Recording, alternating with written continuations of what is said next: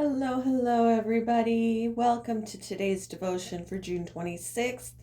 Sorry I was missing for the weekend. It was moving weekend. Saturday, we spent the entire day moving appliances, the bed, everything big.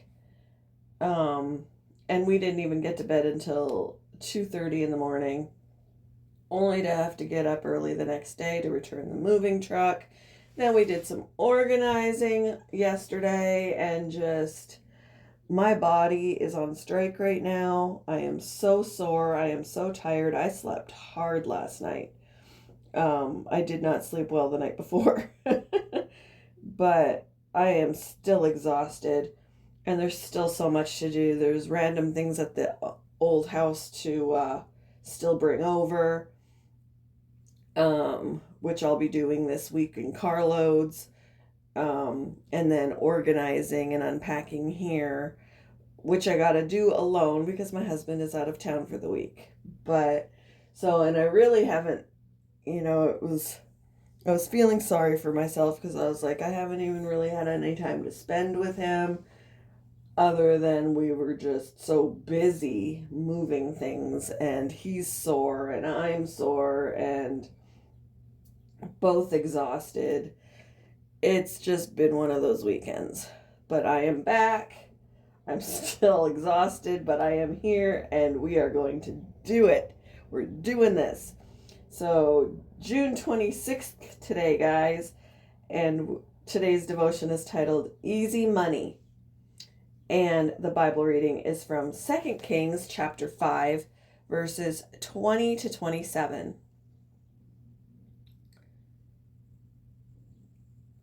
Gehazi, the servant of Elisha, the man of God, said to himself, "My master was too easy on Naaman, this Aramean, by not accepting from him what he brought. As excuse me, as surely as the Lord lives, I will run after him and get something from him." So Gehazi hurried after Naaman. When Naaman saw him running toward him, he got down from the chariot to meet him. "Is everything all right?" he asked. "Everything is all right," Gehazi answered. "My master sent me to say, 2 young men from the company of the prophets have just come to me from the hill country of Ephraim. Please give them a talent of silver and 2 sets of clothing." "By all means, take 2 talents," said Naaman. He urged Gehazi to accept them, and then tied up the 2 talents of silver in 2 bags with 2 sets of clothing. He gave them to 2 of his servants, and they carried them ahead of Gehazi. When Gehazi came to the hill, he took the things from the servants and put them away in the house. He sent the men away, and they left. When they went in and stood before his master, Elisha asked him, "Where have you been, Gehazi?" "Your servant didn't go anywhere," Gehazi answered.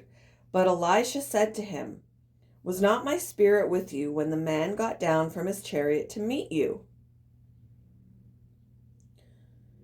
Is this the time to take money or to accept clothes, or olive groves and vineyards, or flocks and herds, or male and female slaves? Naaman's leprosy will cling to you and to your descendants forever." Then Gehazi went from Elisha's presence, and his skin was leprous. It had become as white as snow. In the late 1700s, a young man discovered a mysterious depression on Nova Scotia's Oak Island. Guessing that pirates, perhaps even Captain Kidd himself, had buried treasure there, he and a couple of companions started digging. They never found any treasure, but the rumor took on a life of its own.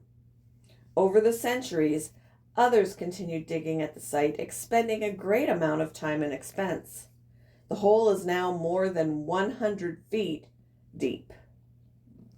Such obsessions betray the emptiness in the human heart. A story in the Bible shows how one man's behavior revealed just such a void in his heart. Gehazi had long been a reliable servant of the great prophet Elisha. But when Elisha declined the lavish gifts of a military commander whom God had healed of leprosy, Gehazi concocted a story to get some of the loot.